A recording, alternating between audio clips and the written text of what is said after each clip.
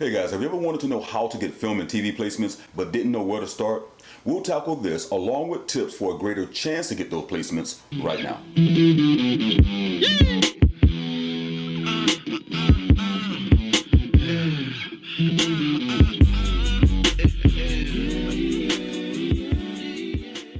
Hey guys, my name is SG1 from the Grammy Award winning team, The Peacemakers, and we try and teach producers and artists the secrets of music millionaires and the entertainment elite. So if you haven't already, make sure to subscribe to our YouTube channel by searching Music Millionaires TV, or if you're watching this from another platform, bookmark us now because we'll be pumping out videos constantly for the next 30 days. Now, I want to make sure that you stay tuned till the end of this video to get the resources to submit your music for film and TV placements. So, have you ever watched a movie and or TV show and heard the music in the background being used in a production and wanted to know how you can get your music on that TV show or movie? Well, today I'm going to help you by pointing you in the right direction. Now, let's be clear, nothing is guaranteed because a large portion of success in these type placements will be your understanding of the industry's business model and having a great themed mastered song, which is worthy to be listened to by the music supervisor gods. I'll go deeper shortly. You might be surprised to learn that a tremendous amount of the background music on your favorite TV shows or movies is derived from songwriters' demos and from artists' independent releases. I'm not referring to instrumental music composed specifically to underscore a scene, but to the vocal and instrumental pieces heard in the background on television shows and in movies. Now, if you write songs in the hopes that artists other than yourself will record them, then film and TV shows offer an outlet for your song demos. Now, there are tens of thousands of talented producers and musicians all over the world. And when submitting your music for TV and film placements, understand the amount of competition that you will have. So, first thing you want to do is due diligence and research by familiarizing yourself with current composers and producers in the field. This will give you a slight head start. Learning where they have their most placements and the type of music they presented greatly increases your chances of submitting properly themed music. Now let's go back. Did you hear me use a word you don't often hear me use to describe some of your competition? Composers. Yes, because even though we like to think beat production and composer is the same, some will argue that it's not. However, what do you think? Tell me what your feelings are and comment below. Consistently writing and producing a lot is so important to making money. As I have said in other videos, you want a vast amount of music in your catalog to greaten your chance of placement.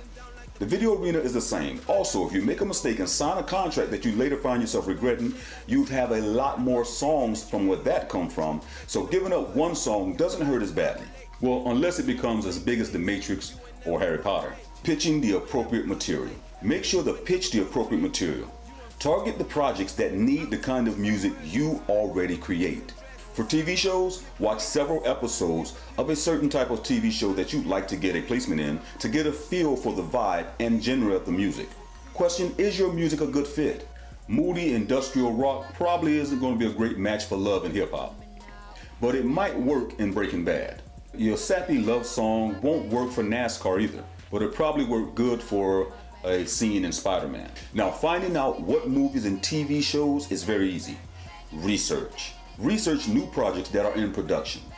Now, here are a couple of resources that you can utilize right now. Number one on my list is the IMDb Pro, also known by IMDb. Basically, you guys are used to seeing movies that are currently in the theater, but never thought to utilize it to find out what movies or TV shows will be coming out. So make sure you check that out. Now, another great resource is The Hollywood Reporter. Go to HollywoodReporter.com and check out what they know about what particular movies and or TV shows are coming into production soon. Also, check out Variety. Variety is a very great resource as well to find out what TV shows and or movies are coming out. Between these three resources, you'll definitely know what productions are in the making and scheduled for release. Now, full disclosure, some of these sites may charge a fee for access, but the information in it is well worth it if you're serious about pitching music for film and TV. Now, something else I suggest is find out who the music supervisor is for projects currently in production. Music supervisors are the folks who are in charge of what music gets used in film and TV. They are also in charge of negotiating the terms of usage between the copyright holder, you, and the studios. Big if you can strike up a good working relationship with one of these music supervisors via phone or email, you'll be ahead of the game like no other. Now let me explain to you what a music supervisor actually does. These particular people manage a list of specific scenes in various shows or film projects that still need music to support the intended emotion of what's happening on the screen. Now, the key word is emotion. And I've already done a previous video talking about how music controls the emotional aspects of a movie. And you can check that out right here. 10 or 15 years ago, it would have been tough to get a music supervisor excited about an independent music release. But nowadays, they love discovering new artists and introducing them to viewers. Now, if you're looking for a complete list of music supervisors with contact information, purchase a copy of the Film and Television Music Guide. Something else you should also be in the habit of doing is watching the names scrolling in the closing credits. Don't forget our #1 great research tool, Google. Google Music Supervisor. That will help a lot. Contacting music supervisors. Now, contacting music supervisors is where you really forge that whole good working relationship. Going to music business conferences and conventions are one way to maximize networking opportunities with minimum time commitment. Make sure when you attend these events to check out the panel discussions on sync placements, and I guarantee you're bound to run into a few music supervisors there. Don't forget what I told you earlier, a good old-fashioned email never hurts.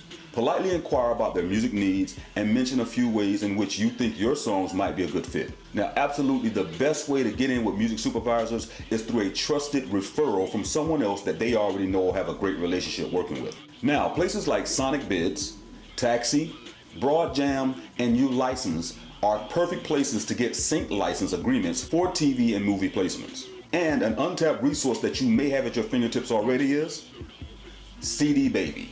Yes, CD Baby can also get you sync license opportunities to have your music featured in TV and film. You just have to go into your account and look for the actual distribution opportunity or the sync license opportunity. I'm not sure where it is, but they definitely have that availability. Once your music has sparked the interest of music supervisors, make sure to get it over to them ASAP. However they want it, whether it's FedExed or shipped or emailed, make sure you get it out to them ASAP.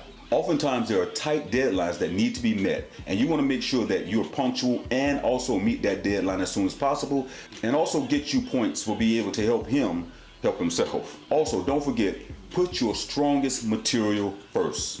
Don't send old scrappy left behind demo that you think was okay or sounded all right to you. You want the best sent out because it's a representation of your music, and again, you will be getting credit in these TV and film placements, and your name will be attached to garbage if that's what you send. So make sure you send the best that you have out.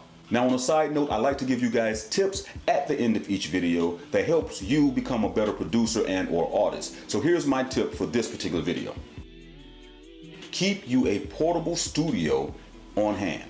And what I mean by portable studio, backpack with microphone, everything that's needed. If you needed to leave on the fly, you'd have a complete studio with you in your backpack ready to be able to work. Now, why is that important? Oftentimes when you're put into a situation when you are being called into the studio like what Dre would do with us, we'd be in the studio for 2 days, have to come back to the studio maybe that same night after only getting a couple hours of sleep. But what we always found is that you never know what the studio situation may be. Both rooms, A and B or C, or A, B, and C, may be used. You don't really have access to the particular studio to go over some of your work before dumping it into the board or dumping it period into Pro Tools. So having a portable studio will allow you to be able to go through your work. It allows you to be able to prepare yourself for your studio session. Now, some will argue and say, well, all I need is actually a laptop. Not necessarily true. By having a MIDI device on hand along with your laptop and or a microphone to be able to lay some type of vocal and or sound effect in real time has always been beneficial to us. We've always found benefits by having a portable on-hand studio with us to be able to maximize our time within the studio, especially if we were not actively recording or doing something particularly because the engineer was laying a rough mix or mastering a particular project. So by having a portable studio keeps you busy, also keeps you prepared, and also shows that you're professional, ready to work when called.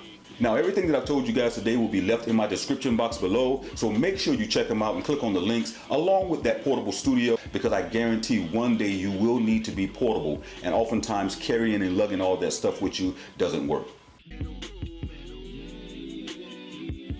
Now for my producer shout outs. Here's some producers you guys need to look out for. Big ups to my man, the Beat Therapist, Loving his tracks, loving the energy, even loving the concept, the beat therapist. If I'm not mistaken, on his Twitter page, it was like utilizing music to heal. I firmly believe that music is healing, and it has been proven that music is healing. It's a part of our principle when we actually do music and we're actually creating music and or sounds, tones, and vocals. And I'm not sure if that's what he meant, but the whole aspect of him just saying the beat therapist was like phenomenal to me. And he posted a couple of my videos on his Twitter page, and I think his Facebook page. So I love that, and thank you for the support. But you guys, make sure you go check him out. He's definitely on Twitter. I didn't necessarily see a YouTube page, but go check him out. Let him know that SG1 sent you over to him. Follow him, subscribe to him. You know, whatever you guys need to do to let him know. But like I said, big ups to the beat therapist. Also, look out for my man Didum, and I think that's spelled D-I-D-D-U-M. Yeah, D-I-D-D-U-M. Almost like Didum.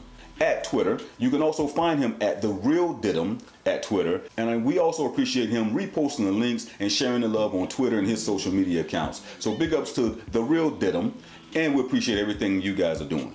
Now, if you guys want me to shout you out and or your artist or anything of that nature, make sure to share one of my videos on your Twitter or Facebook account and hashtag me in it. Let us know that you did it.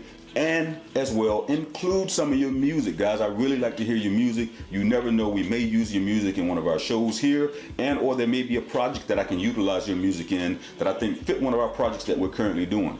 So please make sure to include links to your music when you are contacting us, and or I contact you. That's what this is about. Each one teach one and help each other. So if you're an up-and-coming producer and or artist and you want us to feature your music and or get noticed, or just want to say, hey SG, make sure you just reshare one of my videos and hashtag me in it. We check it out. We'll see you guys. Hey guys, thank you again for watching this video. And if this video was helpful in any kind of way, make sure to hit the like button and help me by commenting below if you feel like I've left any other resources out of this particular subject. And visit my Patreon page, which you'll find the link in the description below. Loving Patreon, guys, because it helps us be able to put more videos out like this to help producers and artists like yourself. Also, any of my Patreon supporters get access to my videos before they're actually published, and joins my personal team that helps me get information out. And I keep forgetting, I don't even know how I keep forgetting this, anyone that contributes to me in Patreon gets to hang out with me in Google Hangouts and ask me questions and anything that you may want to know to help further your career. So if you support me on Patreon, you'll absolutely get time to hang out with me and have a Google Hangout session and ask me your questions and pick my brain basically. And hopefully it benefits you guys. Also, make sure to beat that subscribe logo with the M in it right below. That's it. So this is SG1 again saying music is life, and we're out.